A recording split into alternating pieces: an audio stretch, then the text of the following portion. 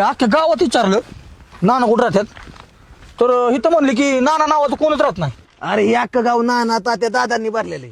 तुझं म्हणलं असताना लग्न जुळवणारे नाना कुठं राहतात तर तुझा सत्कारच केला असता. सत्कार हा मग त्याच्या मागे स्टोरी आहे माहितीये का? नाही. मुकेश अंबानी, त्याचं पोरग अनंत अंबानी, ते पण तुझ्यासारखं गोंडस असल्यामुळं त्याचं लग्न ठरत नव्हतं. त्याचा मग एक दिवशी मला फोन आला, म्हणला नाना काही करा पण माझ्या पोराचं लग्न जुळवा, वाटलंच तर लग्नात पोषक घेतो, तुमची काय फीज असेल ती देतो.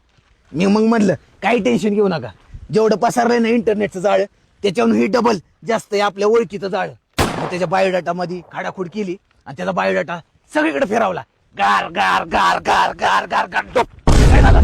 अहो त्याचं लग्न जुळलं नसेल म्हणून त्याच्या बापानं मारलं काय? अरे भांडवळ मारलं नाही, मेहनतच लग्नाचा बार उडावला. काहीतरीच बोलताय.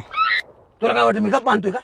गमत करतो का? तुला जर माझ्या विश्वास वाटत नसेल ना, जा दुसऱ्याकडून लग्न जुळव आणि तसाच रांड करा. ए, वळव गाडी, चल. हा विश्वास तुमच्यावर, पण माझं होईल ना? अरे तुझ्या बेकार बेकार पोरांची लग्न जुळवले, तू काय चीज आहेस? 50,000 रुपये तयार ठेवावं लागतील आणि लग्नात मला पोशाख करावं लागेल.